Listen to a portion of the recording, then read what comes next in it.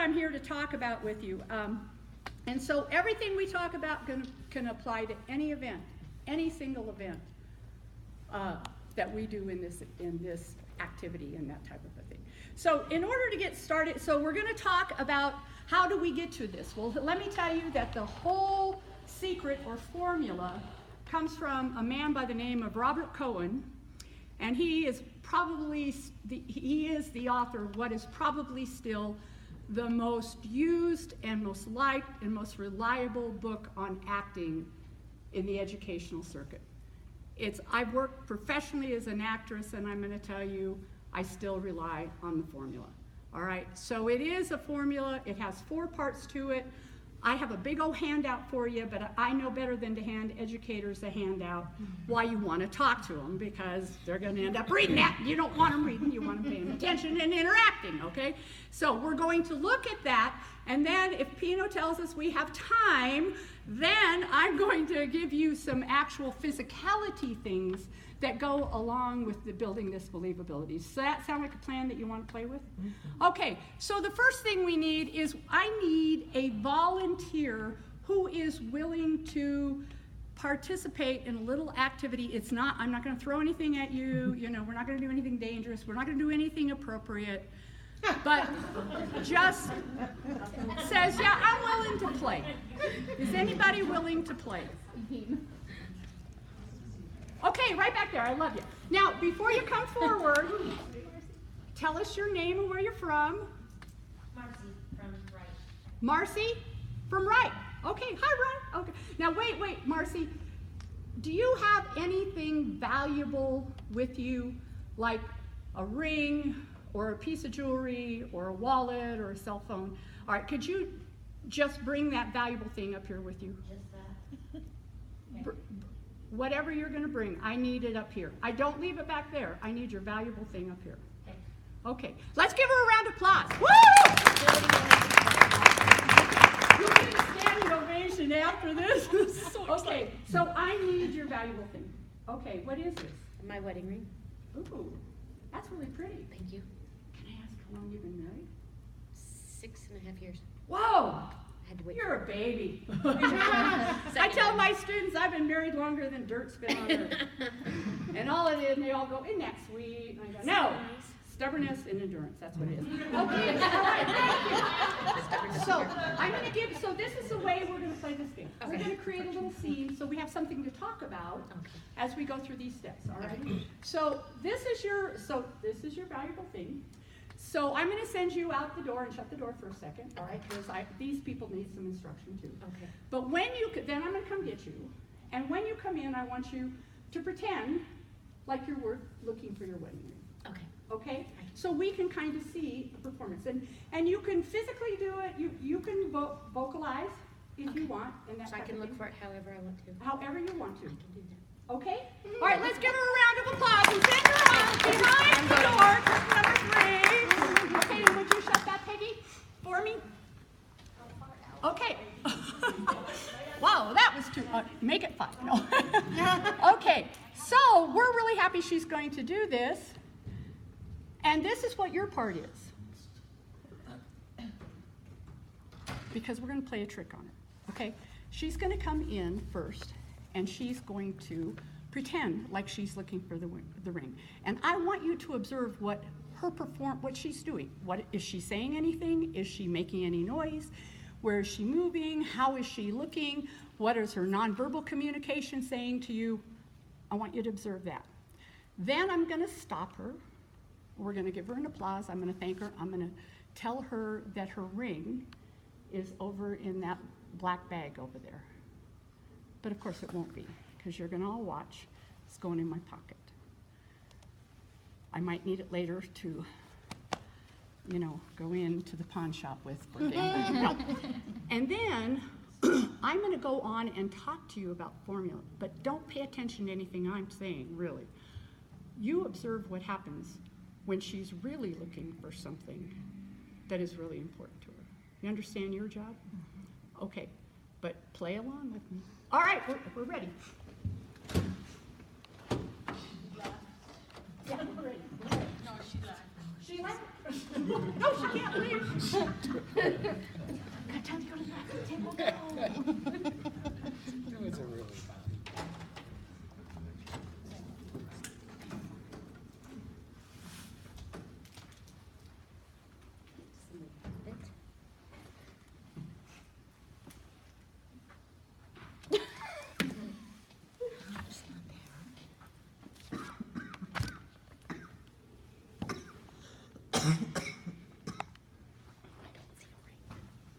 Have you seen a wedding ring? It's about that big, silver. There's nothing.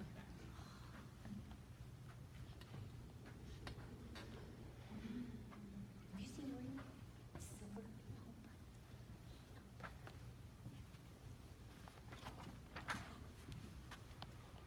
Okay, let's give her a round of applause.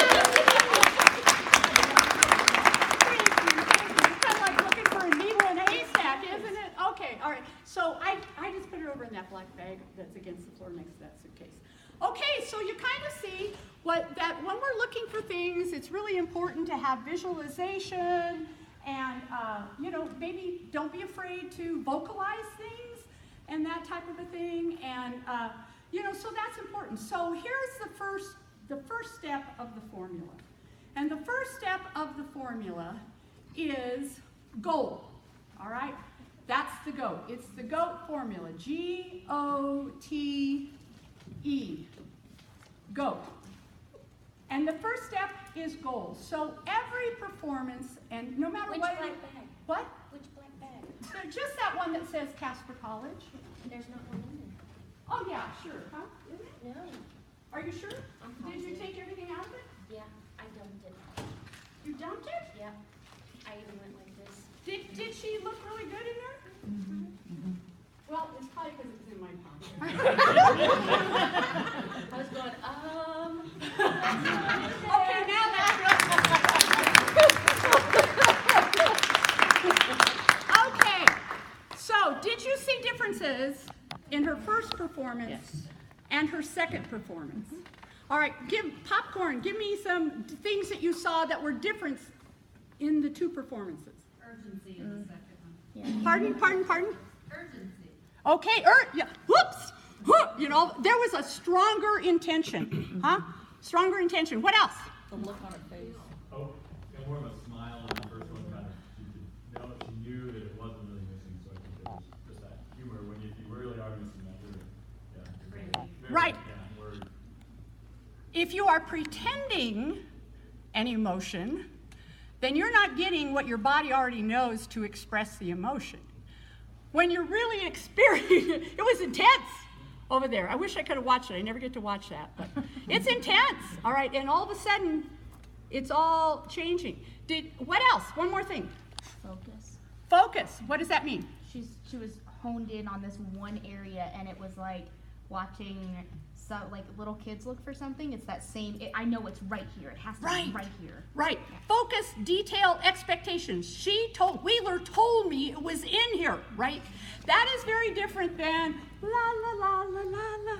Oh, yeah, okay, no. Some of the places she looked at pretending would not even be realistic. It's like, I don't think you're looking for something this big here, you'd be really on it. She did ask somebody, right, nonchalantly, but it was a very different tonality than when she asked me, right? Are you sure it's over here? Whoa. Yeah, I always feel a little scared. I was gonna pawn it for no, I'm kidding. Anyway, so do you see the differences in the scenes? So here's the formula. G is for goal.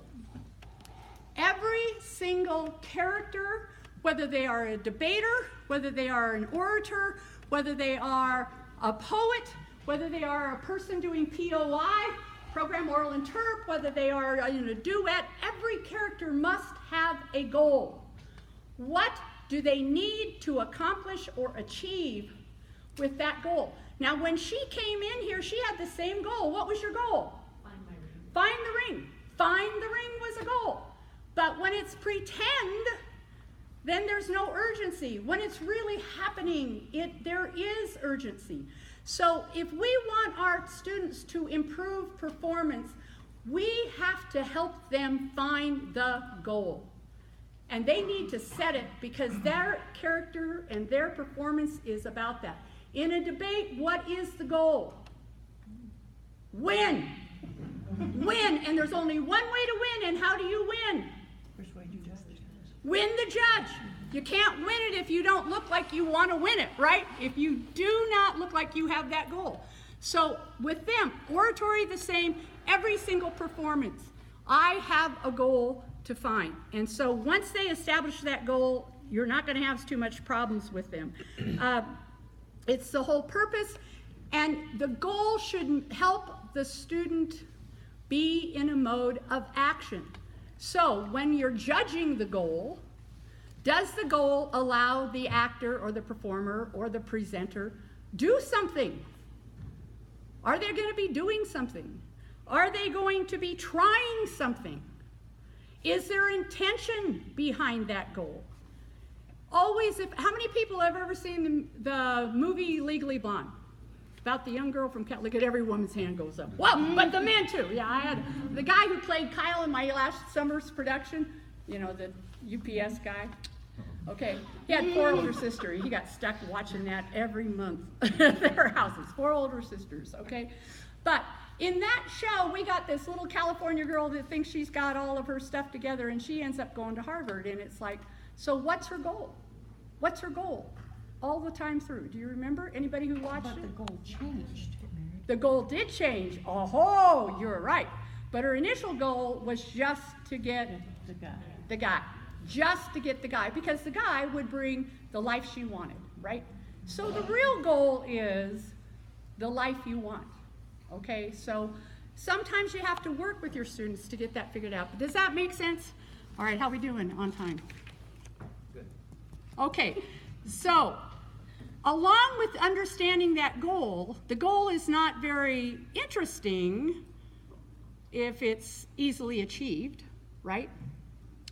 The other thing is almost always, if we're going to pick a piece or develop a debate or anything like that, it only gets really intriguing and believable if it's like life, and life means that there are obstacles.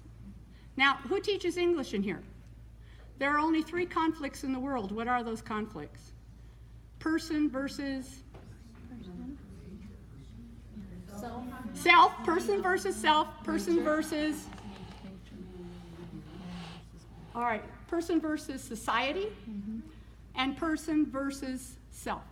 So my obstacles are either another person or it's society itself. Sweet little, I have a 4.0, yeah, but that's in fashion merchandising, right? And you're going to Harvard type thing. So one of her major obstacles for Elle going to Harvard is just the whole culture of Harvard that says nobody blonde and cute goes here, we're all ugly. You know, get it together here, girl. You can't go to law school at Harvard. So that's society. Or you can have your own self-doubts. Or you can have somebody, she happened to have a law professor that was awful. Had a whole goal of doing nothing but tearing apart self-esteem for his own gratification. That's man against man or person against person. So help them find what is their obstacle. What is stopping them from getting this, all righty? What is stopping in a lot of debate situations is that the opposite team can get sarcastic. They can get nasty. They can do what we call a spread and try to I'll just put 17,000 arguments on this point that make no sense, all right? Maybe if I'm doing a prose or if I'm doing poetry, it isn't so obvious what my obstacle is. So in those situations, we have to help that student to find those. Are you with me on that? Does goal make sense to us? Okay, when the goal was really to find the ring, the one that was worth the money with the pretty diamonds in it, everything changed. And what was the real obstacle is I kept telling her it was in that bag. All right, so the obstacle was the information seemed to be incomplete to her. And it was, because I had it in my pocket. Okay, so how do I find those obstacles? Well, sometimes I have to research them. I have to know, I have to go out and research. If I'm doing something from The Crown, which is about Queen Victoria, then I need to, or Queen Elizabeth, that one's about, then I need to go out and I should really do some research in that. All right, so that's one thing I can do. Another thing I can do is just simply by observing. I always tell my interpreters, I truly believe the hardest persona to believably portray is someone with mental illness. Because, knock on wood, I bet this isn't wood, but this is, okay, knock on wood, because hopefully very few of us have to go through mental illness. But the way to, it's not like we can identify. I can identify with what it feels like to be in love because I felt that in my stomach, you know. I mean, I can identify with those things, but I may not be able to identify with something I've never, ever experienced or even a core of it. So I've got to observe that. Whenever I had somebody playing a mental illness, I would inevitably set him down in front of Mel Gibson's anything he's ever done in his life, because Mel Gibson's got the best crazy eyes in the world. I mean, when he's in that one where he plays the cop that's kind of crazy, what is that called? Lethal Weapon. Yeah! And he gets right up, and is it Danny Glover he's with? And he gets right up in his face and he goes, do you want to know? Do you really want to know if any day I just think about putting the gun in my mouth and blow my, do you want to know? You know, you are crazy. You are absolutely crazy. So sometimes we have to gain that information through observation. And the final thing is we might creatively create that information for the goal of that character. The thing about goal is it must always be positive. It must always be positive. Even if the character's goal is to commit suicide, a horrible, terrible place for a human being to have to go. It might have been a dark place they started from, but the people who succeed in that many times succeed because they believe in their whole heart that it is the best solution. That's why we try to educate against it, because it's never the best solution. But for them to portray it, it's a positive goal. And so always, always, always, no matter how weird and absurd and strange it is, the goal has got to be positive. Are you with me on that? Okay, the second part of the formula, the O stands for the other. Okay, stands for the other. And the way to answer this in any performance is to say, all right, who is the intended receiver of this message? Is it a judge? Is it the judge over the other team? In the oratory, did I take time to address not only my fellow high school students, but the judge who is not a high school student and connect my topic to that person as well? If there are people above and beyond that, did I choose to connect my topic to them as well? This really becomes important in the interpretive events, because whoever the message was intended for will determine what I do with what I call my focal points. In other words, as a performer in an event, this is where I will look. How many people are familiar with all your choices for that? Okay, let's talk a little bit about that. So the other might be exactly who's here. So we're going to look tomorrow at a piece, a program, Oral Interp, who has what I would call a stand-up comedian character in it. Who do stand-up comedians perform for? The audience. The audience. That's the intended receiver of the message. So in that kind of a situation, when I'm performing the interp and I'm being the stand-up comedian, I can use direct eye contact, and I should use direct eye contact with my audience, because that engages them. And they could be very easily the audience in a comedy club, all right? So I can do that. What if I am the intended receiver of my own message? I will not ask you to raise your hand if you talk to yourself. Okay? But maybe you know somebody who talks to themselves, all right? Internally, externally, it's just if we're a character, we usually do it out loud, right? So if I am talking to myself, where is my focal selection going to happen for my eyes? Not at somebody. Not at somebody, you got that right. It's usually whatever I'm talking about. Okay, whatever you're talking about. You know, the best way I found to coach this is I explain to students, where do you look when you're on your cell phone? I think I have my cell phone here. So we get it out, we look at it, and we talk. And we get what I call telephone eyes, cell phone eyes. We don't look anywhere because we're really not even seeing things. We are right here. We're in our head. Now, it's always better, the other thing, they'll get that. They'll get the cell phone eyes. They'll get that. They'll get that because they do it every day and they practice it. The hard part as a coach is we have to teach them to kind of reflect up. Because if they're doing this, that's very boring to watch, okay? So to look up and beyond. If you have a debater, if you have an orator, and they're recalling something, which is kind of an internal focus and an internal, then have them recall it, which we naturally do through nonverbal communication. I said one of the best things I ever did was a professional actress was to take a couple classes in nonverbal behavior. How does the body perform? Sorrow, being good students, look at your performing, being good students. I always like educators. You're like going, hurry up and get over because I'm going to the gambling place.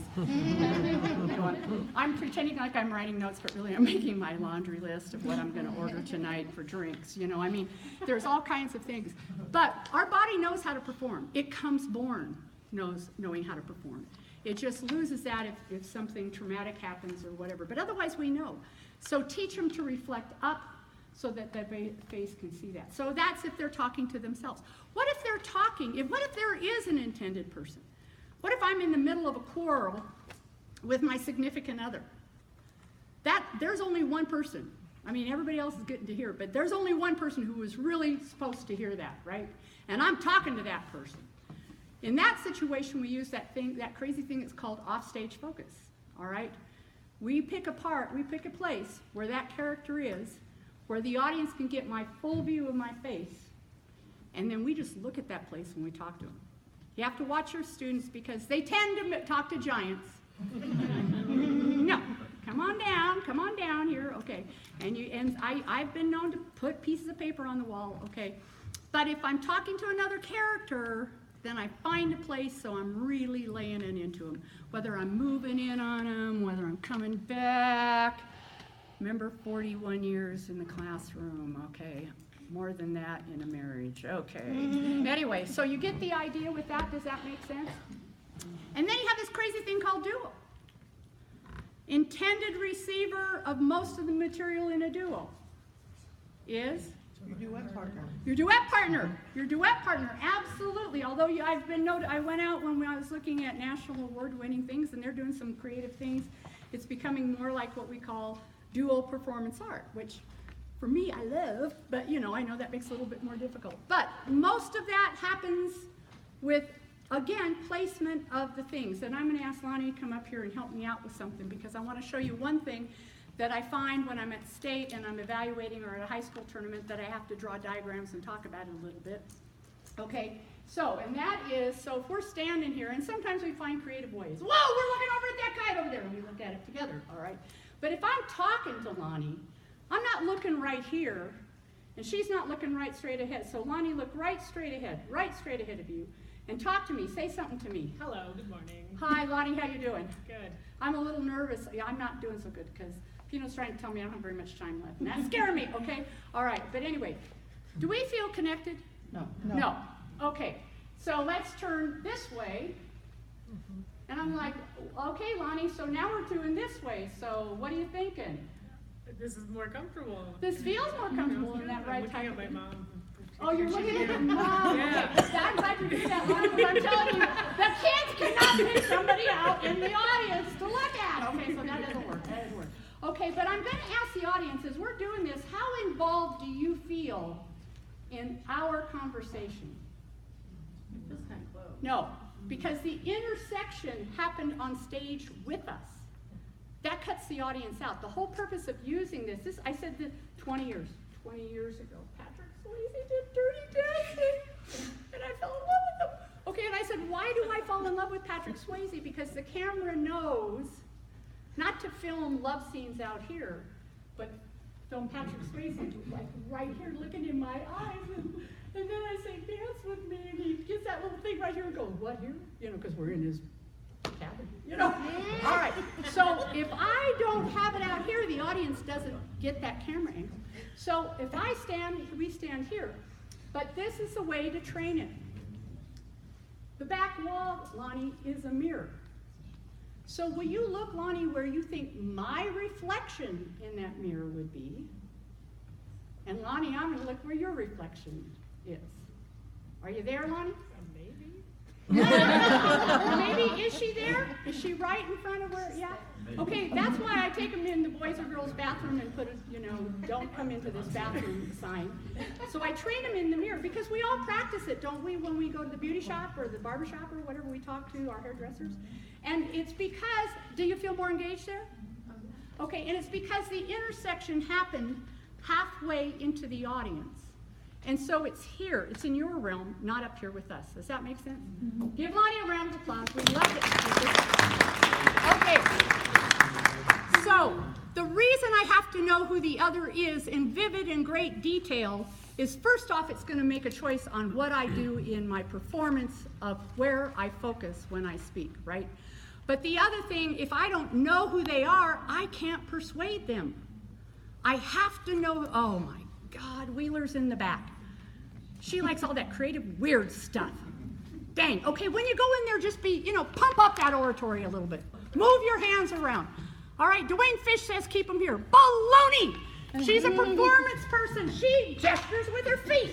Okay, so knowing your audience, knowing your other helps to hone any event. Are you with me on that? Does that make sense to you on those things? Okay, so that's the thing about the other. It helps you develop your character, it helps that audience, and you know how to perform so the audience gets the most and you engage them, and it's most believable. It isn't believable if we cut the audience out. You'll never fall in love with Patrick Swayze's looking at the girl and not at you. Okay, the number 4 is tactics. And this is the most unique. Tactics sounds like almost militant, huh? How many people are watching the 18-hour episodes of the Vietnam War by Ken Burke right now on PBS? Unbelievable, unbelievable, unbelievable. Tactics, unbelievable, unbelievable, unbelievable, okay? But the tactics are the way we get to our goal. They are all the different ways we approach. That's why it's dynamite in debate. That's why it's dynamite in oratory. That's why it's dynamite in interp. Because how am I going to, in moments that she went right over there, man. She was very direct. She went right to where the location of the ring was. She went right through, I bet, through the bag more than once, huh? I don't know, she could have gone as far as opened up my purse that was in there, because I don't care about your privacy. My ring is in here somewhere, all right? Each one of those would have been a different kind of, she came and went, are you sure? Asking is a different tactic. So tactics are what we want to bring to the performance. They are truly our strategy. They are what engage our audience to want to participate. So let me give you some examples of them. Okay, so I can use, where are all the tactics I wrote down here somewhere? Oh, here they are. So I can threaten somebody, do it or else, I'm going to fire you, do it or else, or you're not going to get your bonus, or those types of things. I can seduce them. Oh, hi. You know what? 41 years on the road driving students in vans, I learned to seduce only metaphorically every man who worked in vehicle maintenance.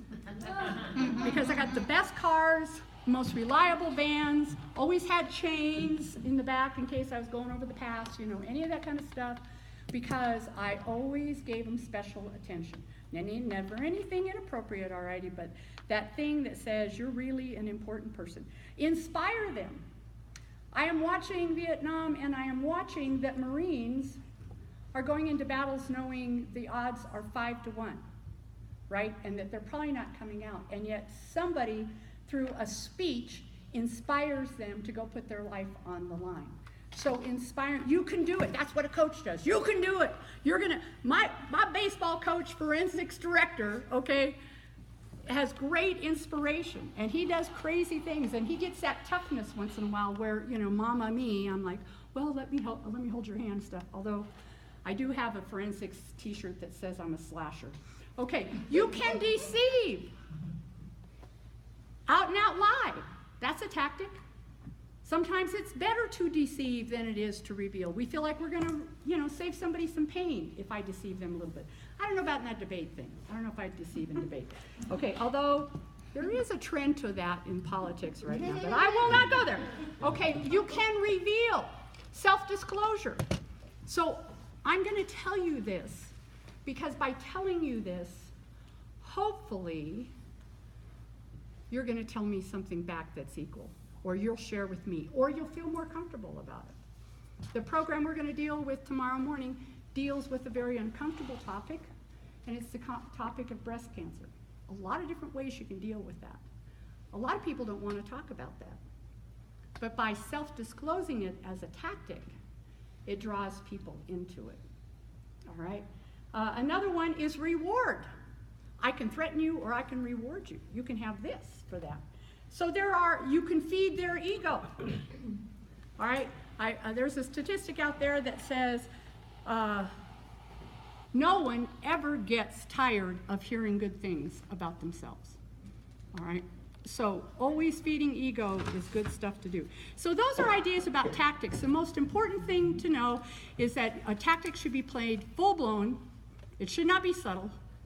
And the absolute best performances use lots and lots of different tactics, and they use them at lightning speed. A really good debater, no, all right, I'm going to give you this argument, but if you don't buy that, I'm going to give you this argument, and then I'm going to give you this argument, and I'm going to give you, and this is how they all tie together. But you know what? This is the most important argument, and they're going to go for it 90 miles an hour, and they're going to go for it strong. They're going to go for it. And that's the same thing an actor should do. An actor should choose to push their acting partner. We're not going to have these big, long, dramatic pauses. That is not a tactic. What are you doing during that pause? That doesn't mean you have to talk the whole time, but it's like,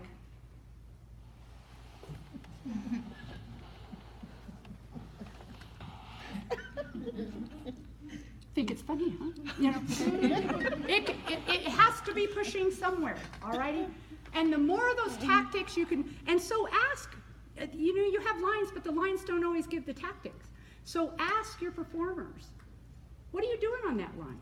I have a very dear friend, a professional actress, has worked her whole life in professional acting, had a wonderful opportunity to spend a summer with Stephen Sondheim learning about theater and about acting. Came home with one of the best techniques I'd ever learned in my life as an actress, and that is for every line that she said as her character, she had to indicate the tactic it was and the emotion that went with it. And then he would make them go through that character, not with the lines, but with the emotion, all right? So tactics are extremely, extremely powerful things, and that is what engages the audience, because they're going, are they about to lie? Oh my, I can't believe that character just lied. They just bold-faced lied. And now what? Now, are they considering stealing? Oh my heavens, no. Wait, oh, the kiss is gonna come. Ah, I think they're gonna end up there. Oh, you know, all right? All those tactics do that. Does that make sense with you?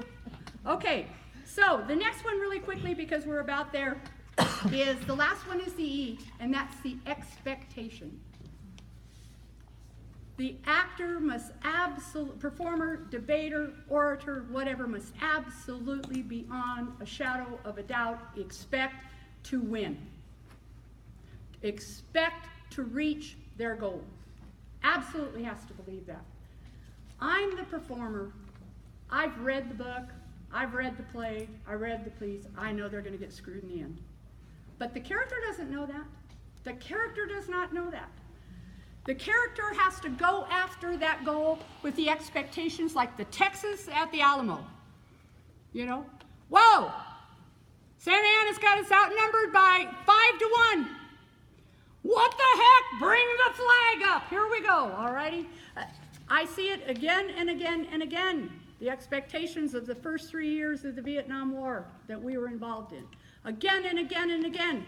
We are smart. We have got more air power than anybody. We can drop more bombs than anyone. We can do this. All right? Just didn't have the statistical data that was most important, which is what is the heart of the Vietnam people. That's what they didn't figure into it. But the character must always expect to win and to reach their goal. Never, ever, ever, ever, ever give up. And that will drive the physical choices of the performance. Our actress today did a beautiful job of showing that to you. La, la, la, no body tension, no stress, because she knew I would protect her ring. And when she came in, everything was no tension, no tension, no stress.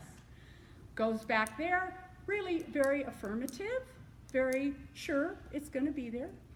But the more it wasn't, you saw the natural nonverbal reaction, did you not? To what happened to her when the real thing was on the line. And so that's how the driving for expectation really makes the whole thing believable. Because the minute you go, all right, and I see that in performance. And I'm like, why did you start the performance looking so depressed? Well, because they're going to die in the end.